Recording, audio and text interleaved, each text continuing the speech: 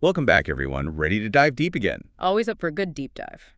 Today, we're tackling something that, well, it touches everyone's life at some point.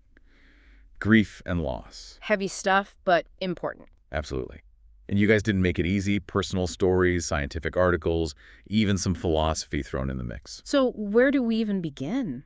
Well, I think the first thing that kind of hit me, reading through this source, coping with grief and loss, stages of grief and how to heal, it made me realize that we might have grief all wrong. Like, Yeah. it's way bigger than just death, right? For sure. Way bigger. I mean, it's like anything you're deeply attached to, if you lose it, bam, grief. Exactly. It could be a person, obviously, but also a pet. A job, a relationship ending. Even just like a dream for the future that doesn't work out. Oh, absolutely. Or like, maybe you went through something traumatic and you lose that sense of safety you used to have. Grief can show up in so many ways. And the thing is, that source from the National Institute on Aging, coping with grief and loss, they make it pretty clear if we try to just ignore it, pretend it's not there. Bad idea. It's like trying to hold a beach ball underwater. It's going to pop up somewhere else, probably messier. That makes sense. And it's not just emotional either, right? Right. The NHS article, Grief After Bereavement or Loss, they list out all these physical symptoms. Oh, yeah, it messes with your whole system.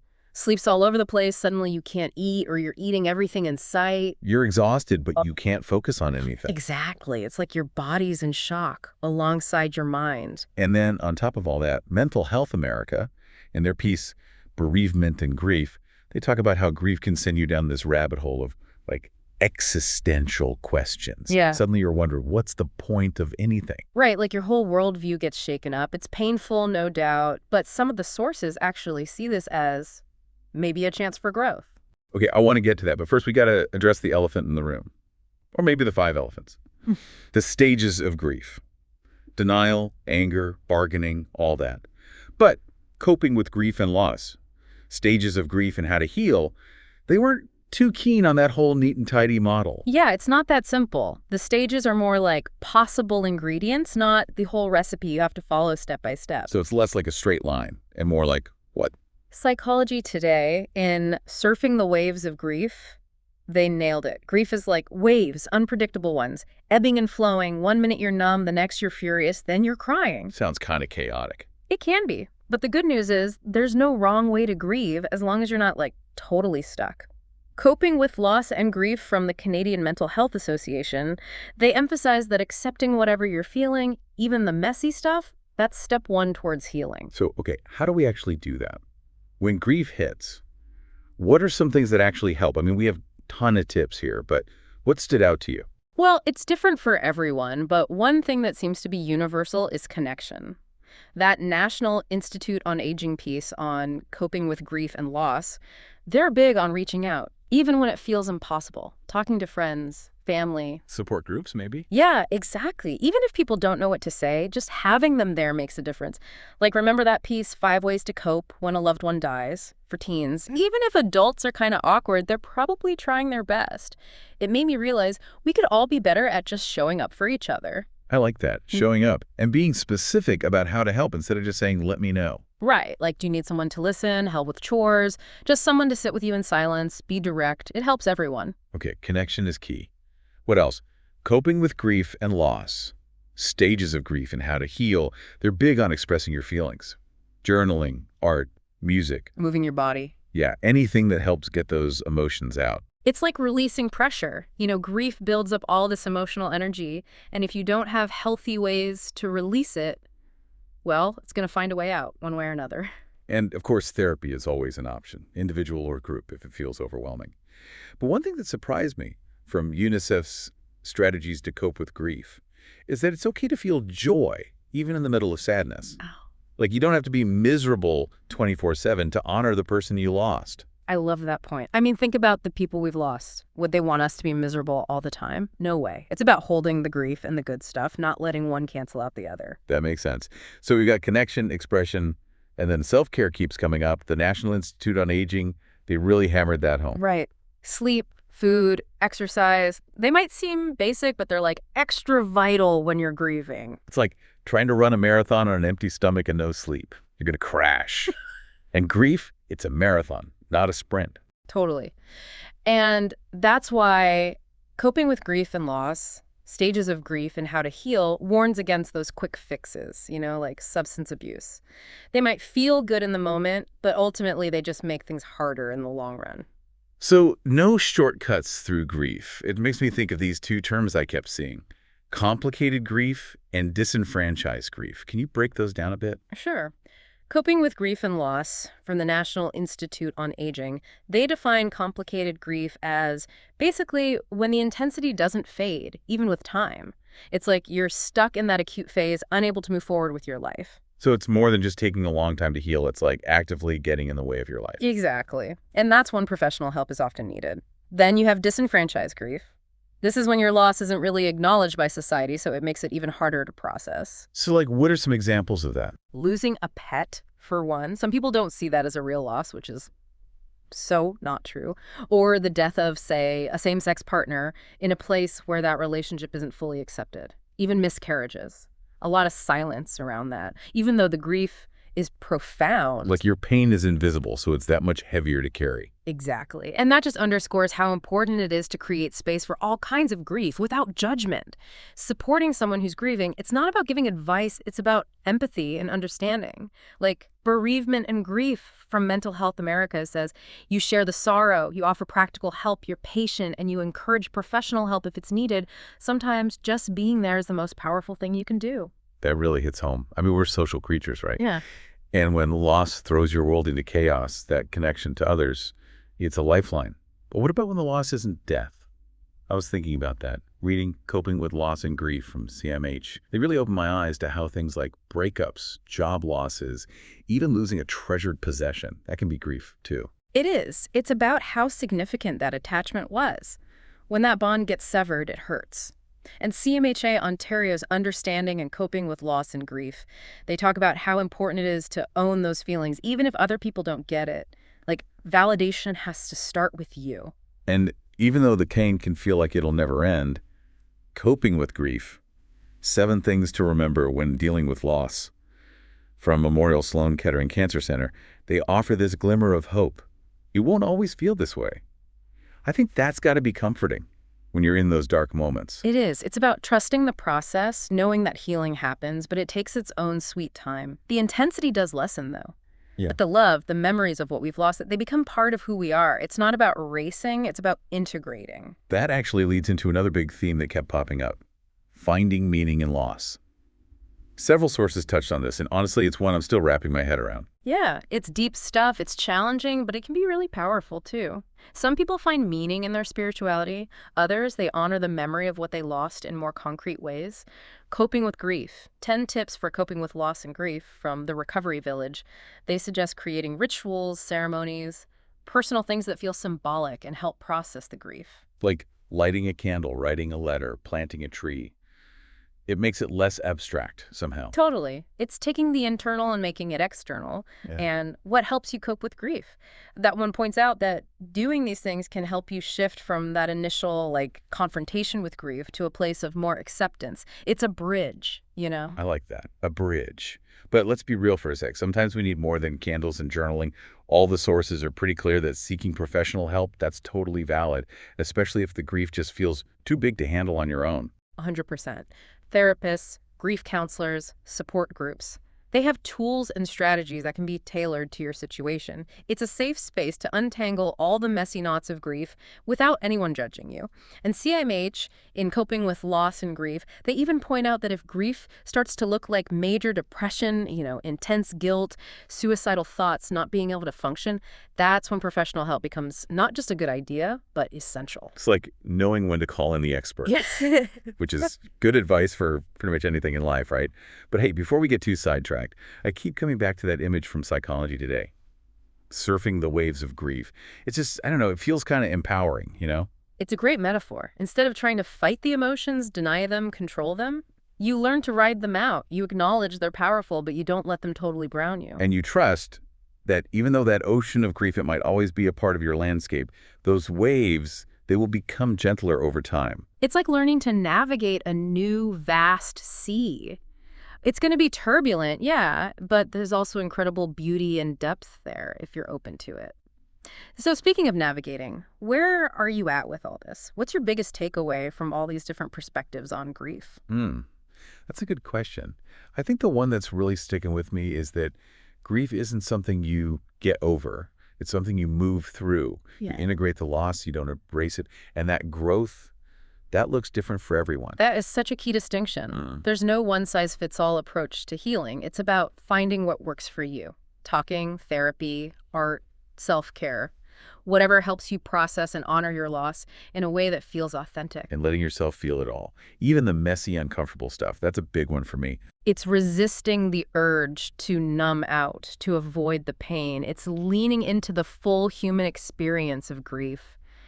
Because even the hard emotions, they teach us things. They connect us to something bigger, I think. It's like weathering a storm. You know it's intense, but you also know that eventually the clouds will part, the sun will come out, and even though the landscape might be forever changed, there's still beauty to be found. Yeah, is a powerful image. And it reminds us that even in the middle of loss, there's still hope for healing Yeah. and growth. And yeah, that hope, it's what keeps us going when it feels like we're drowning in it, you know? For sure. One thing that struck me reading through all this was how many sources talked about self-compassion. Like, we're pretty good at giving it to others, but when it comes to ourselves, Yeah, we forget, right? Like, we'd never tell a friend to just get over it, but we say that to ourselves all the time. it's so true. And coping with grief. 10 tips for coping with loss and grief from the Recovery Village. They really hit on that. Be patient with yourself. Be gentle. Treat yourself like you would treat someone you love who's going through the same thing. Exactly. Give yourself permission to not be okay. Some days are going to be bad days, and that's all right. Whatever you're feeling, it's okay. Yeah, no judgment. And it ties into that thing we were talking about earlier about healing not being linear. Like coping with grief and loss, stages of grief and how to heal.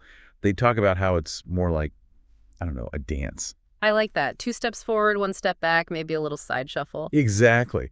And it's so easy to get discouraged when you take those backward steps, but the sources are saying that's normal. It is. It's not a race.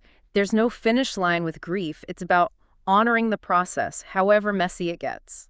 It makes me think about how much the understanding of grief has changed, even just in the last few years. Like that whole 5 stages thing, it's still around, but it feels kind of outdated now, you know? Yeah, it's been challenged by newer research that's way more nuanced. Like those 5 stages, they're still valid emotional experiences, but they're not a roadmap. You don't have to hit every stop in order. So instead of a straight line, it's more like, Huh?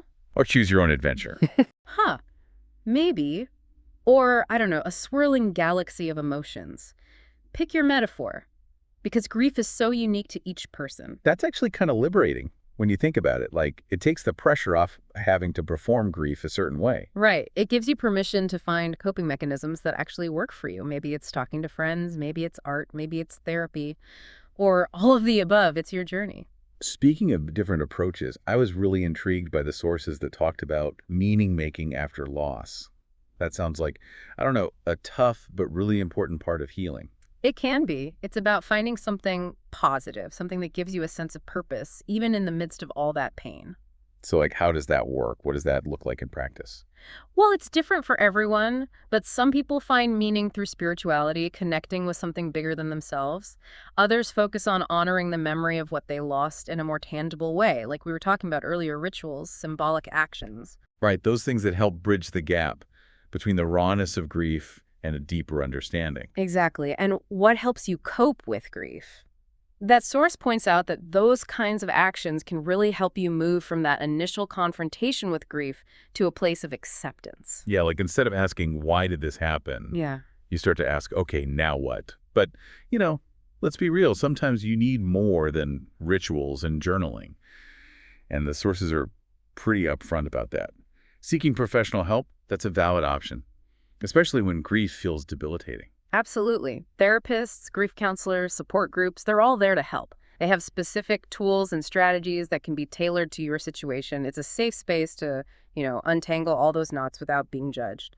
And CAMs, in coping with loss and grief, they even highlight that if grief starts to look like major depression, that's when getting professional help is crucial. So it's about recognizing when you need extra support. Makes sense. But, amidst all this heavy stuff, I keep coming back to that image from Psychology Today, surfing the waves of grief. It's just, I don't know, it's hopeful somehow. It is. It's about accepting that the waves are going to come, they're going to be powerful, but you can learn to ride them out. You don't have to let them crush you. You learn to swim in a new ocean, one that's full of both darkness and light. Exactly. And before we move on, I'm curious what's stood out to you the most from all these different perspectives on grief. What are you taking away from this deep dive? That's a good question. One thing that's really resonating with me is how much the sources emphasize the importance of social support. Like, we're not meant to grieve alone. We need each other. That's so true. We're wired for connection, and when we go through loss, those connections become even more vital. Like Mental Health America, in their piece on helping others grieve, they offer some great advice on how to support someone who's going through it. And it's not about saying the right things or offering solutions. It's about just being there, listening without judgment, being patient. Right. And recognizing that everyone grieves differently. Some people need to talk it out, others need space. There's no one right way to do it. And strategies to cope with grief from UNICEF, they make a really good point about that. Like the grieving process, it can take weeks, months, even years. There's no set timeline. It's not a race. And we live in a culture that wants to rush it, put a Band-Aid on it and move on. But these sources are encouraging us to do the opposite. Embrace the messiness, the ups and downs, the fact that it's not linear. Give yourself permission to grieve on your own terms in your own time. Exactly. And sometimes the most helpful thing you can do for someone who's hurting is just offer your presence, your willingness to listen without judgment. But what about when the loss isn't death, like CMH, in coping with loss and grief? They really broadened my perspective on that. They talked about how things like breakups, job loss, even losing a cherished possession, that can trigger grief too. Absolutely. It goes back to the significance of the attachment. Anytime there's a deep connection and that connection is severed, there's gonna be grief. And if other people don't validate that grief, it can make it even harder to process. That's where CMHA Ontario, in understanding and coping with loss and grief, they emphasize how important it is to own your feelings, even if other people don't understand them. It's about giving yourself permission to grieve whatever you've lost, regardless of whether it's acceptable or not. It's like reclaiming your experience, your right to feel and heal, which, that brings us to another point that really resonated with me. It was in Coping with Grief, 7 Things to Remember When Dealing with Loss, from Memorial Sloan Kettering Cancer Center. It's a simple message, but it's so powerful. It won't always feel like this. Yeah, that's one to hold on to when things feel really dark. It's a reminder that the intensity will eventually soften. You'll always carry the love and the memories, but the sharp edges of the grief, they will dull over time. It's not about forgetting. It's about integrating. Letting the loss become a part of your story without letting it define your whole story. Exactly. And that integration, that can lead to growth. Right. Maybe you discover a new passion, or your relationships become deeper, or you find a new sense of purpose. It's about embracing the changes that loss brings and allowing yourself to be shaped by them. It's interesting how many of these sources use metaphors to describe grief. Waves, journeys, storms.